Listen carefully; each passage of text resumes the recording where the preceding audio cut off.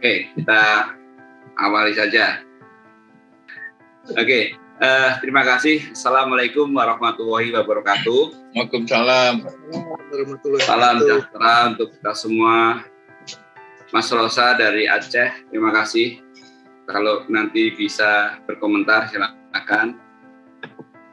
Pak Marta Siap. di Medan, Padang ya. Oke, Pak Bastian. Terima kasih sudah hadir di acara ini. Hari ini sengaja saya ingin mengajak teman-teman untuk mendiskusikan tentang tokoh yang saya anggap sangat legendaris dan sulit lah ya untuk dicari saat-saat ini gitu ya. Saya berusaha mencari bukan perjalanan politiknya, bukan sebuah sejarah yang kaitannya dengan kegiatan-kegiatan beliau. Saya ingin mencari di belakang yang membangun karakter beliau ini sebetulnya di mana ya, gitu ya. Jadi mungkin teman-teman nanti akan ketemu, sama-sama saya ajak mikir gitu ya. Kenapa kok bisa seperti ini? Ya. Karena nggak ada cerita. Saya punya buku-buku ya. Ini buku yang saya dapatkan dari Tempo nih. Kemudian saya juga saya searching semua. Kenapa beliau seperti itu sangat minimalis. Tapi saya gabung-gabungkan gitu ya informasi ini. Barangkali dia dulu seperti ini ya kali ya. Nah, maka nanti kalau ada teman-teman yang kebetulan menjadi bagian dari keluarga, itu sangat senang sekali untuk kita sama-sama kita betulkan. Nah, yang namanya konsep analisa perilaku. Jadi bisa jadi analisa itu bisa salah, tapi itu juga benar. Nah, cuma ini ada nama yang menarik menurut saya, nama seorang tokoh oleh ayahnya, gitu ya. Kemudian ayahnya memberikan nama Mas Budul Haq. Dan itu artinya pembela kebenaran. Ini yang saya kasih note Bapak dan sekalian, teman-teman, sahabat di SKB. Ternyata nama itu doa. Iya kan? Nama itu doa. Ini yang perlu kita cermati. Jadi ternyata sinarnya itu sudah ada di bapaknya saat itu. Luar biasa. Beliau ini dari seorang ayah yang punya cita-cita seperti tokoh ini. Tokoh bayangan dia yang namanya Mas Budul Haq. Wah, ini ternyata nama ini betul-betul menjerit bahasa sekarang, menjerit seorang Agus Salim. Nah, ini saya kira salah satunya mungkin itu juga menjadi pembenaran ya nama. Kalau dulu dinamakan kira-kira Aidin gitu, mungkin kan? Ya kan? Ini Mas Budul Haq, luar biasa. Nah, maka peseningnya ada yang learning point-nya, hati-hati kita kalau bikin nama itu jangan sembarangan, jangan seenak saja sih, tapi coba pikirkan. Dan saya yakin ini sudah dipikirkan matang oleh ayahnya, yang kebetulan beliau adalah seorang pejabat kejaksaan ya, yang luar biasa inginnya bagi anaknya. Nah, ini yang menarik Bapak dan sekalian. Bapaknya ini adalah bekerja di istilahnya ikut kerja di Belanda lah ya. Tapi dia punya keinginan bahwa anaknya ini menjadi pembela kebenaran kayaknya. Ya istilahnya saya ikut Belanda nggak apa-apa, tapi saya ingin anak saya yang membela kebenaran. Nah itu mungkin saat itu bapaknya yang namanya Pak Sultan Muhammad Salim ini punya rencana seperti itu. Itu ya kira-kira menarik jadi karena anak keempat dari 15 bersaudara, bayangin ya. Anak keempat berarti anak keempat ini matang ya di tengah-tengah suasana kehidupan dia di atas sebagai adik punya adik banyak. Jadi memang ini ya kalau di sepak bola gayanya gaya playmaker, orang disuruh sana bisa ya. Nah, ini tentang Agus Salim. Jadi nanti ini kebetulan ada Pak Ibong yang nanti bisa membenarkan. Jadi Pak Ibong ini adalah cucu dari Pak Agus Salim. Nanti kita dengarkanlah. Nah, kalau lihat beliau ini, memang karena Pak Pak bapaknya ini seorang ningrat ya, artinya kejaksaan dan punya pangkat, maka anaknya punya hak privilege untuk sekolah di Europese Leger School ELS di Riau 1891. Nah, Bapak sekalian, memang ada privilege bagi seorang pegawai negeri Belanda saat itu, yang bapaknya juga sudah jaksa gitu ya, jadi sudah tinggi gitu ya. Nah, punya hak untuk mempelajarkan anaknya. Ketika belajar, wah memang pintar sendiri ternyata. Padahal itu banyak teman-teman Belanda juga di situ. Nah, ini luar biasa sekali. Kecerdasannya sudah memang terasa dari situ ya. Nah, setelah dia di ELS, yang menariknya beliau sekolah di HBS. HBS-nya di Jakarta, Jakarta. Di HBS ini ternyata Pak Agus Salim ini menjadi juara HBS seluruh Hindia Belanda yang ada di Jakarta, ada di Semarang dan di Surabaya. Memang sudah kelihatan kecerdasannya dari situ. Nah, ada cerita menarik dalam buku itu yang saya baca. Sejak kecil senang membaca, senang belajar bahasa, menjadi sebuah keterampilan yang sangat utama ya. Contoh Belanda oke, Inggris, Jerman, Prancis, Turki, Arab, Jepang, semuanya. Nah, yang saya menarik karakter yang dimiliki oleh Pak Agus Salim. Saya punya keyakinan ada andil dari ART orang Jawa yang sering memanggil Gus.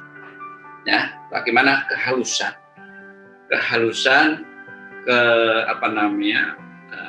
maksud saya dalam proses pembangunan karakter itu ada ART yang orang Jawa ini ikut berpengaruh. Perilaku apa yang didapatkan? Ya, itu kehalusan, keberanian. Nah, saya bilang kalau dulu Gus, jangan begini, jangan begitu Gus, artinya pembenaran dari ART. Itu barangkali analisa saya di situ ada. Karena ketika bapaknya sekolah ya, dan itu anak banyak, ibu pembantu ikut ART ini ikut mengintervensi kalau bahasa psikologinya perilaku ya, kehalusan, kehangatan ya, maka dipanggil Gus ya, bahasa Jawa Gus, padahal aslinya bukan Agus Salim gitu kan. Nah ini ya, nah kalau melihat banyak buku yang saya lihat di situ, memang Pak Agus Salim suka berdebat sejak sekolah. Mungkin di rumahnya juga begitu, karena tadi kan dia kalau ngomong kamu begini udah ngilang dia berdebat. Mungkin kalah berdebat yang ngilang ke plafon. Ya. Ada hobi bulu tangkis, ya. Hobi hoki, tenis dan semua permainannya itu bukan permainan tim, tapi lebih ke arah penyerangan, ya. Single, artinya lebih ke keberanian untuk bertanding. Nah, ini juga mempengaruhi dari hobi apa yang beliau senangin ini. Hobinya adalah memang bertarung. Nah, karena bertarung inilah yang membangun karakter dia, selalu dia ingin melakukan tindakan-tindakan lebih ke arah bukan konfrontatif ya, lebih berdebat. Keberanian dia untuk terus, karena ini menyangkut hobi. Kalau hobinya barangkali mungkin senam gitu ya, dia bareng gitu, cuma ya yang sifatnya beramai-ramai gitu ya, mungkin lain soal. Tapi ini saya lihat dari hobinya, dari hobinya ini pasti akan berpengaruh kepada perilaku beliau yang ingin selalu melakukan perdebatan ketika Anda betul ya. Nah, nanti kita cari ke karir politiknya. Ternyata beliau suka bertengkar, keras dalam pendirian. Wah, ini yang juga keras dalam pendirian ini kan artinya dia punya karakter yang terbentuk. Nah, kerasnya ini dapat bapaknya, kalau saya lihat, karena bapaknya mengajar sangat disiplin sekali. Sangat disiplin, artinya tidak mentoleransi hal-hal yang buruk, yang salah, tindakan itu. Jadi dari bapaknya juga memang pendidikannya keras, maka keras dalam berdiri ini dibangun oleh ayahnya. Ya ingin ayahnya. Disitulah bangunan karakter beliau tersemi. Nah, pintar sehingga banyak yang suka karena ketekunan beliau. Ya, pintar ini salah satu yang beliau dapatkan itu karena banyak membaca. Karena ada catatan yang saya baca begini, banyak orang atau tetangga-tetangganya, wah dia hebat banget, orangnya begitu cerdas. Tapi dia bilang, enggak, saya memang cerdas karena saya belajar lebih dari yang dimiliki oleh teman-temannya atau dilakukan oleh teman-temannya. Itu yang alibi yang dilakukan. Jadi tidak langsung lahir pintar, enggak. Ini menarik. Jadi pintarnya itu karena memang membacanya sangat luar biasa, sangat banyak baca. Nah, berteman dengan anak-anak Eropa ini membangun apa? Rasa sepadan dengan orang Belanda lainnya, merasa pede, percaya diri. Nah, yang menarik, sering di rumahnya gurunya, guru Belanda itu sangat menyayangi karena memang kepandaian si Pak Agus ini ya, Pak Agus Salim, sehingga diminta untuk nginep di rumahnya. Tapi nggak boleh bapaknya, boleh kamu ke sana tapi habis makan malam pulang. Waduh, luar biasa. Nah, dalam pergaulan inilah yang saya analisis, itu yang mampu menciptakan kepercayaan diri Agus Salim terhadap orang-orang asing. Kebiasaan, biasa kalau dia, karena dia tahu, biasa kenapa? Dia tahu bahwa orang Belanda itu nggak pinter-pinter amat, bodoh-bodoh juga, malah bodoh semua, karena dia memang pinter. Itu yang di kelasnya dia merasa. Sampai gurunya yang namanya John Grover itu minta, ayo ke rumah saya, main ke itu saya ingin ngaji pelajar ke dia. Nah, bayangin umur 9-10 tahun dia dijadikan role model oleh John Grover, guru Belanda. Inilah anak yang mutiara dari pribumi, luar biasa. Nah, sebagai anak yang terbiasa dengan melihat hal Belanda, makanya betul dia pede di lingkungan sekolah yang terpelajar dan disiplin yang tinggi. Dia itu juga berpengaruh dengan dirinya. Jadi teman-teman, kami mencoba membedah, artinya melihat Agus Salim ini kok punya karakter seperti itu, seperti apa. Nah, ini salah satunya yang saya sampaikan di dalam program. Nanti selanjutnya akan kita coba telah ya. Nah, pekerjaan dia biasa itu begitu lulus, dia keinginannya adalah jadi dokter. Ya, mohon maaf ini saya nggak terlalu komplit ya, tuh, karena memang nggak perlu. Saya ingin carinya adalah karakternya itu seperti apa tertentu. Tapi ketika dia sekolah dokter, dia pengen karena menurut dia berhak dan bisa karena dia pintar. HBS nomor 1 di seluruh Asia Hindia Belanda, kok nggak boleh? Nah, saat itu Kartini sebagai putri Jepara, Bupati Jepara, mengetahui ada persoalan ini, ada anak hebat pengen sekolah dokter, kok nggak bisa. Nah, inilah istilahnya disebutkan bahwa Kartini akhirnya kirim surat supaya hak beasiswanya diserahkan ke Agus Salim.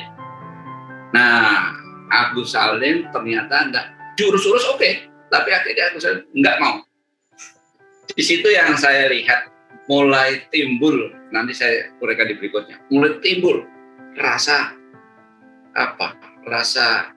tidak adil ini, tidak adil. Maka saya butuh orang itu nerima saat dia ingin jadi seorang pergerak kapan? Mau menghilangkan penjajah kapan? Nah, kalau saya melihat disitulah momen perilaku Agus Salim mengatakan tidak benar ini Belanda. Dia mendiskriminasikan. Nah, saya pinter, saya bisa kok enggak.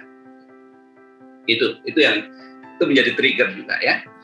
Kemudian dia nggak mau ngambil itu, akhirnya dia menjadi penerjemah dan asisten notaris perusahaan tambang di Indragiri, masih di Riau. Ya, masuk sana. Ya, akhirnya pada tahun 1906 ya, dia diangkat atau diajak oleh orang Belanda ini, konsulat Belanda, untuk menjadi konsulat urusan haji di Jeddah. Dan teman-teman, ketika dia sekolah di HBS itu ada proses yang membuat dia itu bukan luntur ya, tapi ada sebuah proses penurunan tentang keislaman, ya, karena tentang HBS ini mungkin dalam pelajarannya atau silabusnya itu bisa mempengaruhi seseorang belajar untuk weightlessness, misalnya kebarat-baratan, atau mungkin juga nasionalisme diperkuat di situ. Ya, artinya di situ agak penurunan, artinya lebih rasionalitas, spiritualitas agak menurun ketika di HBS itu ya. Nah, di situ untungnya dia ke Jeddah. Ini ada juga begitu yang mengatakan bahwa untungnya dia ke Jeddah, dan disitulah dia belajar tentang keislaman sama pamannya. Ya, nanti. Ini penting. Kenapa di Jeddah dia belajar agama? Dia menemukan sebuah values di sana. Nanti kita cerita tentang karakter yang terbentuk di situ. Kemudian dia kembali lagi 1911 di Surabaya. Nah, sebelum di Surabaya itu dia mendirikan juga sekolah HIS di Bukit Tinggi. Jadi waktu dia pulang itu langsung ke Bukit Tinggi dulu sebelum Surabaya dan mendirikan HIS. Ya. Nah, ini proses. Saya ingin cari proses dia menjadi seorang penggerak itu di mana. Ternyata saat ini nih, sesuai hobinya, sesuai kemampuannya, dia menjadi pemret harian neraca, pemret India Baru, ya, bikin surat kabar Fajar Asia. Jadi di sini, jadi teman-teman, ketika dia memasuk dunia jurnalis, saya yakin di sini bahwa artinya nama kebenaran tadi itu muncul di sini, dikuatkan pada saat dia jadi pemret di Gramedia ini. Ya, bangunan karakternya. Jadi dia akhirnya sesuai namanya pembela kebenaran, dia jadi pemret sebuah media. Pemret media itu adalah sebuah media berita kebenaran pasti. Nah, bayangin, dia setiap hari menulis sebuah proses kebenaran akhirnya terpatri. Setelah dia jadi pemret, kemudian tahun 2001,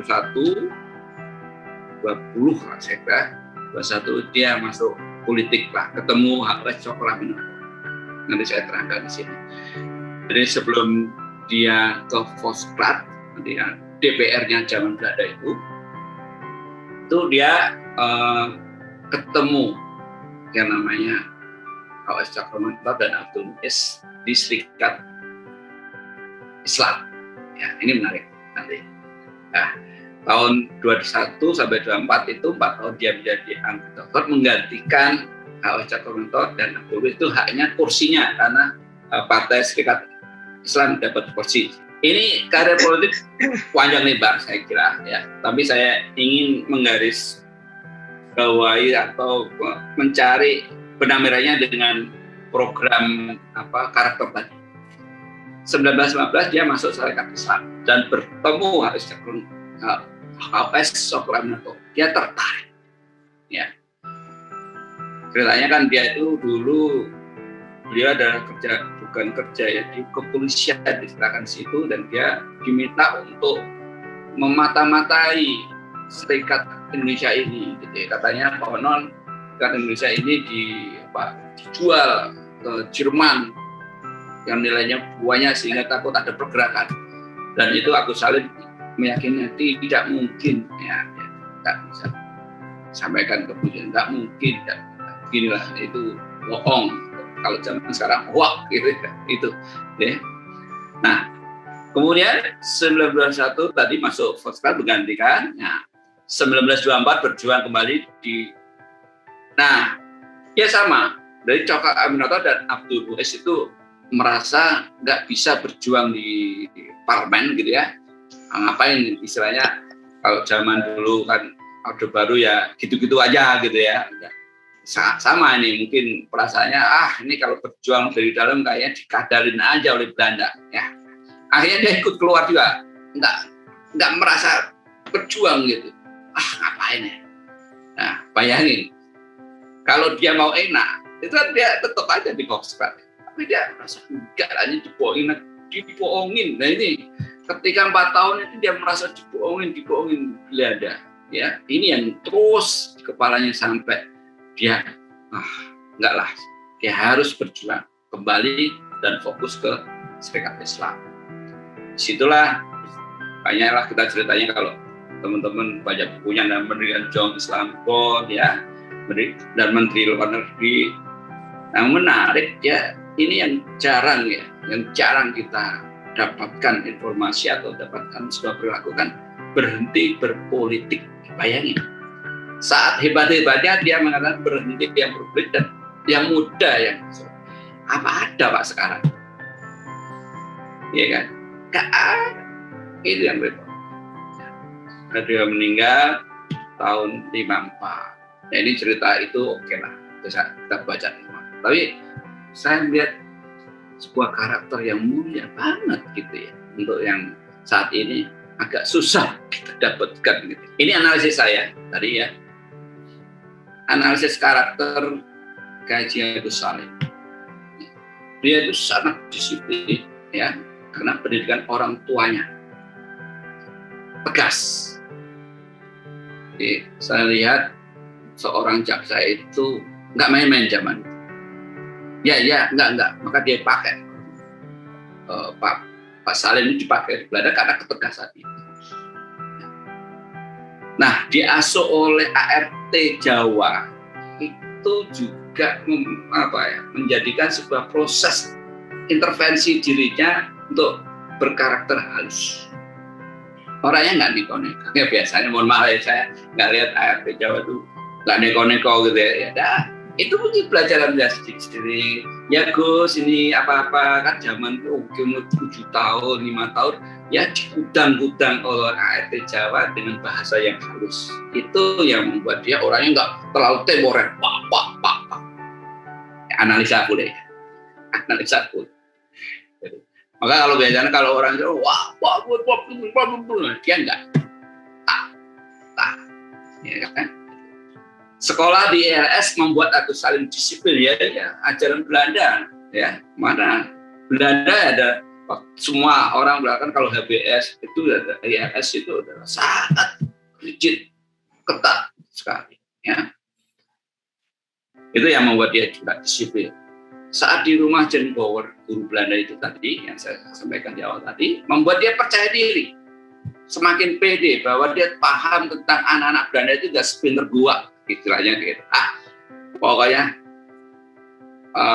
saya yang hebat. Sehingga kepedean ini yang membuat dia harus yakin bahwa suatu saat dia akan menjadi istilahnya penggerak kebenaran. Nah, saat dia kecewa tadi, ini ya teman-teman ya, saat kecewa dengan Belanda itu ada rasa dendam dengan Belanda, dendam kesumat, udah kesumat banget, merasa benci anti penjajah di situ karena dia merasa langsung kelihatan aslinya bahwa loh ini kalau dia waktu itu di jurusan kedokteran itu bisa lain ya, artinya mulus sekali. Nah, itu memang sudah rencana Tuhan, saya kira. Jadi ketika Agus Salim betul-betul saat itu diterima di kedokteran, kemudian dia langsung beda. Artinya bedanya dalam arti gini, apa yang dia dapatkan saat dia di kedokteran beda saat ini. Nilai perjuangannya akan beda. Mungkin dia tidak menjadi seorang penggerak karena sudah menjadi dokter yang mungkin beda disiplinnya. Ya, itu berpengaruh. Nah, maka saya bilang ini diuntungkan dengan situasi itu dan membuat dia dendam. Dan di sini akhirnya dia menjadi seorang penggerak di bermacam-macam organisasi.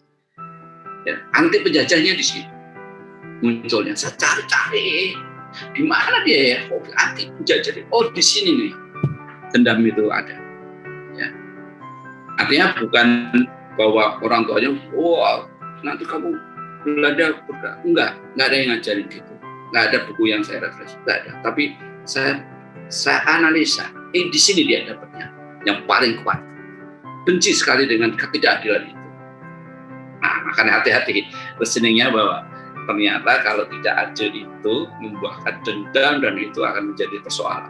Maka hati-hati kalau Anda jadi pemimpin, hati-hati dengan persoalan ini ya, harus adil lah. Ya. Nah, saat dia ke Jeddah belajar agama Islam dengan pamannya, ya, ini juga berperan dalam membangun karakter Agus Salim. Ya. Dia menjadi asketis. Analisa boleh ya, analisa saya boleh. Karena nggak ada, tapi menarik di sini. Dan dia itu menjadi manusia merdeka. Maka dia waktu itu mengungkapkan bahwa kita di negeri sendiri kenapa kayak dompleng. Jadi dia merasa ada gugatan di situ. Itu juga ya, karakternya adalah orang yang ingin merdeka. Ketika dia dendam, kemudian dia merasa terusik dengan nilai-nilainya tadi, padahal dia sudah dapat nah inilah akhirnya dia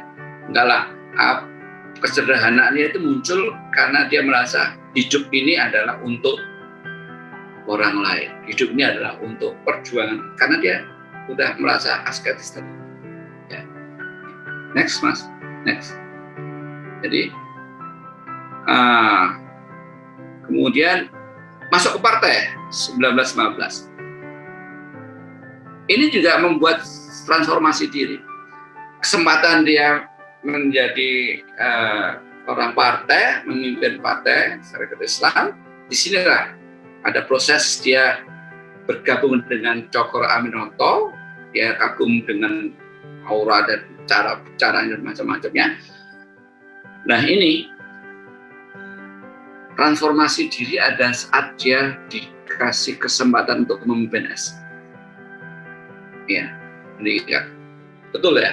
Jadi orang kadang-kadang ketika dalam posisi terjepit dalam arti ya inilah yang harus saya lakukan ya. Itu ada perubahan menjadi orang yang pemberani. Nah di sini yang lebih nekat lagi di sini ketika dia menjadi orang partai ya. Jadi ungkapan tahun Salim tahun 70 itu di negeri kita janganlah kita jadi penumpang. Nah, ini muncul kata-kata itu tadi ingin merdeka. Nah, yang mempengaruhi karakter dia itu tadi ya, selain dia menjadi ketua partai itu pastilah ya. Kita lihat ya, semua ketua partai pasti umumnya dia punya karakter yang khas. Paling tidak dia terbiasa menjadi pemimpin, ya itulah akhirnya bangunannya. Artinya membangun karakter dia menjadi orang yang berani melakukan sesuatu dengan benar gitu ya. Nah apalagi pada saat dia di Volkskrant itu sesuanya itu kritik tajam pada Belanda. Orang yang mengkritik pasti punya keinginan kebenaran. Bayangin ya, bertahun-tahun dia 4 tahun mengkritik artinya yang dikritikkan yang benar. Nah sehingga dia kalau hidup mewah mana mungkin. Itu yang saya lihat. Ya betul lah. Karena kalau dia itu kaya, ya nggak bisa. Karena dia ingin membebaskan dari segala diskriminasi ini, maka dia ngasih contoh kepada teman-temannya. Tanpa siap. Nggak ngasih contoh lah. Secara kita contohin enggak ya.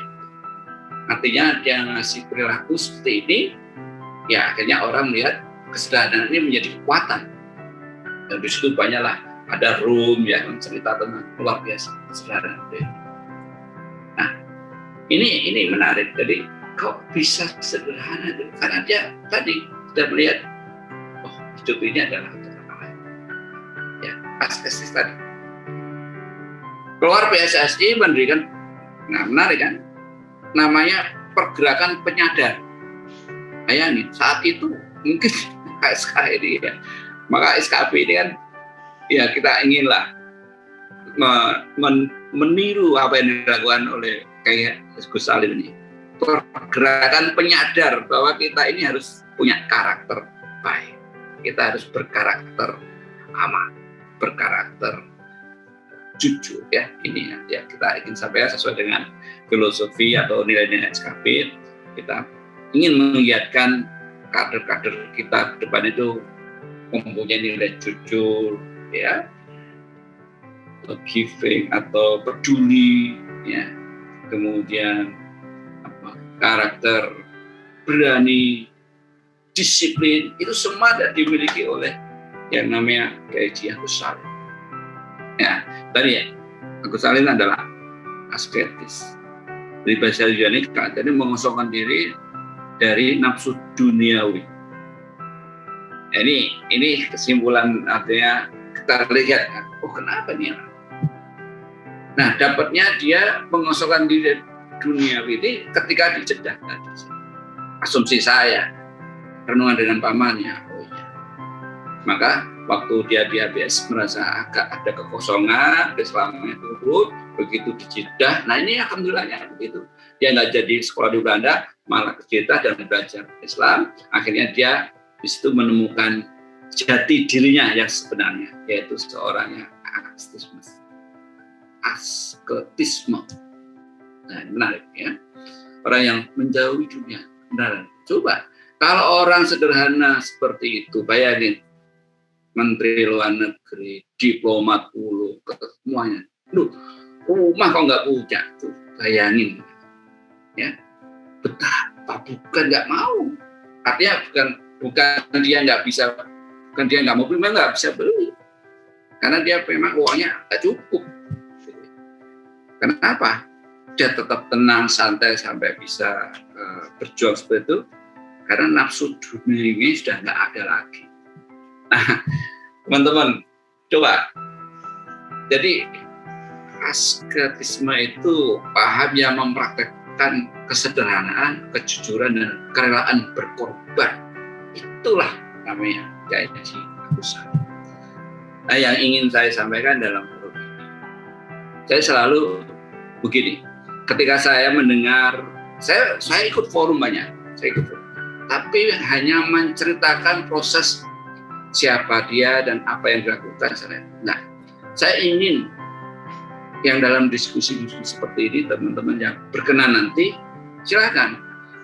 Tapi kita ada analisis yang kaitannya dengan berlaku. Kenapa dia seperti itu? Itu yang penting justru. Ini yang ingin saya ajak teman-teman. Teruskan kita berpikir seperti paling tidak ketika kita belajar seperti ini ya. Saya sendiri ya dipaksa dengan membaca buku Agus Salim, mencari seperti itu rasanya ada masuk gitu. Masuk ke sumsum saya gitu. Ada nilai-nilai. Dan saya malu kalau saya berbuat bagaimana yang tidak dilakukan oleh Agus Salim. Merampok. Bohongin orang. Kenapa? Karena saya bicara begini. Nah, itu salah satu tool. Maka teman-teman, ketika nanti Anda punya waktu, punya coba riset, tolong mari kita bergantian. Banyak sekali tokoh-tokoh nasional kita. Ada ratusan, ya, dari Sumatera sampai ke Irian Jaya ada semua. Kita telisik. Nah, nanti silakan nanti japri ke saya atau WA atau di grup, nanti kita salin. Nah, kenapa? Dengan cara seperti ini, saya yakin ke depan nilai-nilai ini akan terumuskan secara apa? Secara istilahnya secara gradual. Ya. Jadi kalau cara bayangin, kalau saya bikin webinar tentang bagaimana how to make money, pasti sebenarnya lebih dari 100. ya kan? Manajemen lebih dari 50, tapi begitu karakter nggak gampang. Karena sepi, ya, sepi dalam arti gini, yang dibicarakan adalah sepi, ya.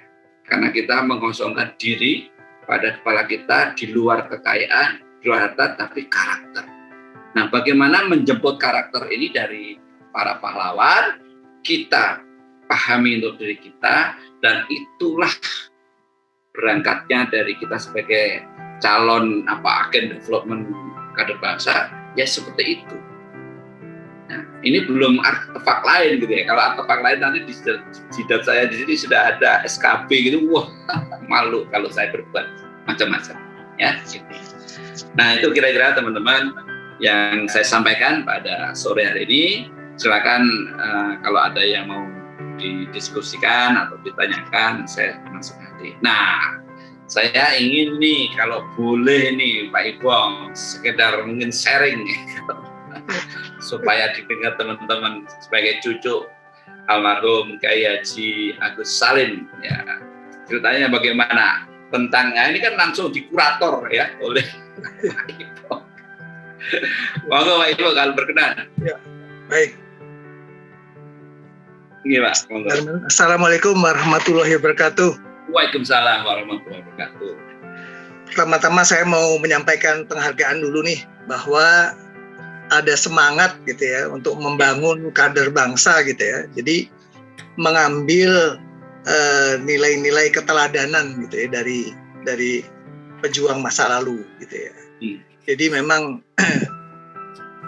kalau membahas pejuang pahlawan tuh bukan untuk mengkultuskan gitu ya, tapi betul, mengambil nilai-nilai apa nih yang masih relevan dan yang perlu diteladani gitu ya. Betul. Karena kita perlu juga bahwa kita kan harus sadari ya bahwa negara kita ini, bangsa kita ini merdeka nih hasil dari perjuangan pahlawannya gitu. Betul. Nggak seperti negara-negara lain tuh merupakan hadiah dari si penjajah gitu. Yang merebut kemerdekaan itu hanya Indonesia dan Vietnam. Negara-negara lain itu hadiah dari si penjajah gitu. Jadi bagian dari negara persemakmuran segala macam. Sehingga kita mengawali negara kita ini dengan bahasa Perancisnya tuh babak bundas gitu ya. Jadi karena nggak teratur, nggak tertata gitu. Karena merupakan satu ini sendiri kan, perjuangan tersendiri. Betul. Jadi saya sangat menghargai upaya-upaya untuk mengambil keteladanan dari orang-orang terdahulu ya, pejuang kita gitu. Banyak nanti pejuang-pejuang yang lain gitu ya. Tapi kalau boleh sedikit saya sampaikan di sini, saya memang nggak sempat ketemu ya sama kakek saya ya, karena beliau meninggal tahun 54, saya baru lahir tahun 55 gitu ya. Waktu itu saya beruntung banyak bertemu sama orang-orang dekatnya gitu ya. Dengan orang-orang yang menyatakan dirinya sebagai muridnya gitu ya. Di antaranya Mr. Muhammad Rum ya. Terus Pak Natsir ya. Pak Syafruddin Prawira Negara gitu ya. Macam-macam ada banyak-banyak itu. Jadi saya sering mendapat cerita-cerita itu sambil baca-baca sejarah tentunya ya. Dan saya juga bergaul sangat akrab dengan Profesor Diliar Nur ya, yang membuat disertasi itu banyak tentang gerakan Islam, banyak membahas. Nah ini kalau kita mau membicarakan lagi tentang karakter ya, itu memang tadi betul yang Mas Kus bilang itu ya, bahwa beliau ini kan anak dari jaksa kepala ya, Hufjaksa di Tanjung Pinang gitu, sehingga bisa sekolah di ILS dan HBS gitu. Waktu di ILS itu dia dilihat sebagai orang yang sangat cerdas oleh Jan Brouwer itu tadi ya. Waktu di HBS itu oleh Profesor Cox namanya. Nah itu setiap guru tuh selalu minta sama bapaknya bahwa supaya Agus Salim ini bisa tinggal sama mereka gitu. Karena mereka melihat kayak ibarat kayak guru silat itu punya tulang-tulang bakat gitu ya. Iya betul. Nah, jadi dia sangat bebas untuk berdiskusi dengan gurunya, sering berdebat katanya gitu ya, cerita itu dari. Iya betul. Nah, sehingga suatu waktu dia tuh hampir ateis gitu. Hampir nggak percaya Tuhan. Gitu. Karena sama guru ngajinya debat kalah sama dia gitu ya. Iya.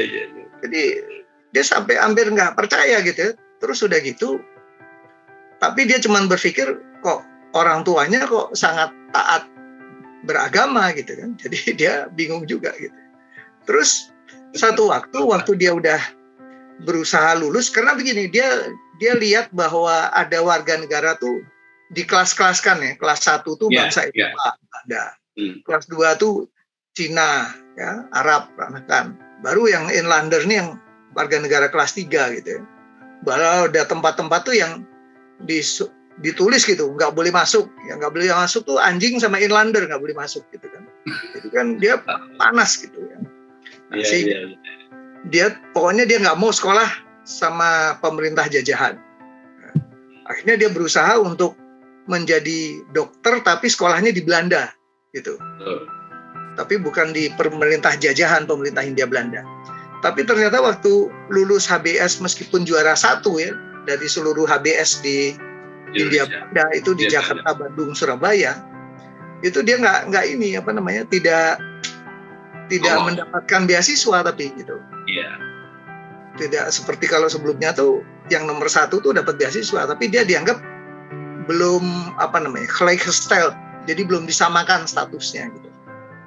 Nah, waktu itu memang Raden Ajeng Kartini mendengar cerita tentang itu, mau mengalihkan beasiswanya, tapi tidak terjadilah. Dan juga Agus Salim sendiri juga tidak mau kalau itu hanya sebagai pengalihan ya, bukan karena dianya yang dikasih sama pemerintah itu. Kemudian ada tawaran bekerja di Konsul Jenderal Belanda di Jeddah gitu. Tapi dia nggak mau kerja di situ. Sementara ibunya itu senang sekali anaknya tuh mau dapat, karena di Mekah guru besar mazhab Syafi'i, pamannya Imam Jalan itu pamannya itu Syekh Ahmad Khatib Al-Minangkabawi, yang juga gurunya Hadratus Syekh Hashim Asy'ari dan juga gurunya Kiai Haji Ahmad Dahlan gitu. Betul. Ya. Jadi si ibunya ini senang sekali nih dia dapat kesempatan belajar ke situ. Diharapkan dia bisa, ya udah Nana, kamu bisa puas nanya tentang agama di situ gitu kan. Dia nggak mau kerja sama Belanda. Tapi satu waktu ketemu Sunuk Horguronya bilang sama dia, itu pemerintah Belanda lain sama pemerintah Hindia Belanda gitu. Oke. Itu lain. Akhirnya karena juga ibunya meninggal, dia punya rasa bersalah juga karena ibunya punya harapan. Itu akhirnya dia terimalah pekerjaan di situ. Nah, karena dia kan sangat menguasai bahasa dan sangat ini. Jadi dia dalam tempo singkat dia memahami bahasa Arab Al-Qur'an. Bahasa Arab itu sama bahasa Arab Al-Qur'an tuh ada beda-bedanya juga gitu. Beda. Nah, terus cara belajar dia dari si Syekh Ahmad Khatib ini juga kayak model dia belajar dari Profesor Cox, sering mendebat, sering menyanggah gitu, dan nggak ragu-ragu bertanya gitu.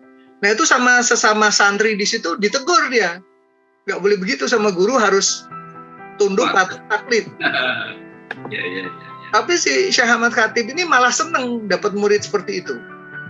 Malah Syekh Ahmad Khatib sendiri yang mempersilahkan, jangan dilarang kalau mau mendebat gitu. Tapi akibat dari perdebatan itu justru dia jadi sangat yakin gitu dengan Al-Quran dan Tuhannya gitu. Sehingga pada saat dia kembali ke Indonesia tuh dia sangat ngelotok memahami Al-Quran dan Islam dan percaya sama Tuhan gitu. Sehingga dia saking percayanya sama Tuhan, sama Allah itu, dia nggak takut apapun gitu. Dia hanya berserah diri sama Allah gitu. Selama melakukan yang betul pasti dapat ridha Allah gitu.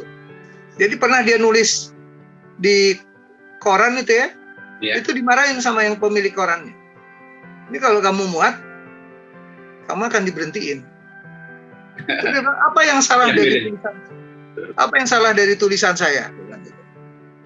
Coba tunjukkan apa yang salah dari tulisan saya. Ya, memang nggak ada yang salah gitu.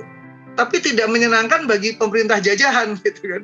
Jadi, tapi dia bilang ya kalau nggak ada salahnya ya saya nggak punya alasan untuk tidak memuatnya, dia bilang.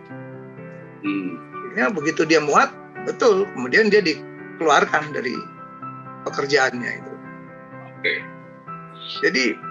Jadi dia tuh sangat total gitu dan percaya bahwa sebelum penciptaan alam semesta sampai setelah pemusnahan alam semesta ya itu ada di Al-Quran gitu. Tapi dari semua itu semuanya itu bisa dipikir dengan otak kecuali rukun iman yang 6 itu pokoknya percaya gitu, itu hanya 6. Itu percaya sama Allah, sama Rasul, sama kitab segala macam itu, sama apa namanya qadar sama hari kiamat segala macam itu. Iya. Jadi segala sesuatunya tuh, jadi dia menghayati agama tuh dengan ilmu gitu. Jadi dia percaya seperti itu, sehingga mempelajari agama itu bisa dengan ilmu pengetahuan. Jadi ada hal-hal yang tidak dipecahkan oleh otak manusia di masa hidupnya dia, tapi sekarang terpecahkan oleh di masa kita gitu. Sekarang ini kan orang udah bisa ngomong sama orang di Amerika, ini kan di waktu yang sama. Dulu kan nggak bisa ya. Dulu ada namanya angin cumulonimbus ya. Itu ada di Al-Quran ayat berapa gitu ya. Itu kan dulu kan dipercaya aja tuh. Tapi di kemudian hari kita lihat pesawat Malaysian Airlines itu kan jatuh kan karena nabrak awan cumulonimbus yang seperti es gitu. Iya. Terus kemudian juga ada laut yang terbelah, tawar dan asin warnanya beda, itu kan ternyata sekarang ditemui orang gitu. Dulu hanya bacanya di Al-Quran. Jadi itu apa namanya yang menyebabkan dia itu apa namanya sangat percaya diri dan juga sehingga banyak hal-hal yang belum terpecahkan di masa dulu sekarang sudah terpecahkan, dan juga banyak yang belum terpecahkan oleh kita nih, mungkin nanti di generasi anak cucu kita berikutnya nih baru bisa itu. Insya Allah. Jadi itu sedikit itu kalau misalnya ini Pak ya saya. Ya, ini luar biasa. Inilah contoh ya Bapak Ibu sekalian, ketika kita bicara karakter memang nggak mudah, tapi percayalah kita harus cari roadmap-nya, kita cari kegiatan yang selalu bisa menghadirkan orang-orang terbaik di layar Zoom seperti ini. Inilah saya berharap nanti Pak Ipong kalau ada materi yang kaitannya dengan karakter, dengan senang hati kita akan sampaikan kepada publik ya kemarin, dan nanti kalau kita ke depan Pak Ismail akan sharing tentang Armin Pane, seorang tokoh pendiri HMI. Silakan, nggak apa-apa. Dari Pak Marta silakan, mungkin Pak Marta kan dari Padang, itu dari mungkin dari sana. Pak. Dari Bangka Belitung saya. Ada tokoh nggak di sana, tokoh nasional? Ada Pak. Kalau yang zaman sekarang tuh Yusril Iza Mahendra dari sana Pak. Oh, boleh. Tapi kan dia belum pahlawan. Kalau bisa pahlawan belum. Pak. Yang pahlawan dulu Pak. Siap. Nanti saya cari Pak. Yang pahlawan dulu. Ya. Nanti kalau pahlawan udah selesai, baru kita cari yang seperti itu. Karena belum teruji lah Pak. Istilahnya karakter belum teruji di masyarakat, dan kalau pahlawan itu kan sudah jelas kan dapat campaign pahlawan gitu ya. Kalau Mbak Wiwi ada cerita dari Malang soal pahlawan, wah dengan senang hati kita dengarkan ya. Nanti Mas ada. Kalau nanti dari inilah kira-kira. Saya dulu pernah menyampaikan di SMA 2 Bukit Tinggi Pak. Jadi saya sedang ke Bukit Tinggi, terus ada orang di situ mengeluh tentang kejadian di pasar tuh, ada rentenir gitu kan. Terus jadi ya saya asal ngomongnya saya karena ketarik untuk penyelesaian itu, akhirnya pada datang ke tempat saya menginap, Pak. Saya menginap di tempat Buya Hanafi namanya gitu kan. Jadi ramai gitu kan. Udah ramai waktu saya ngomong-ngomong itu, saya bicara tentang karakter pejuang bangsa. Ya.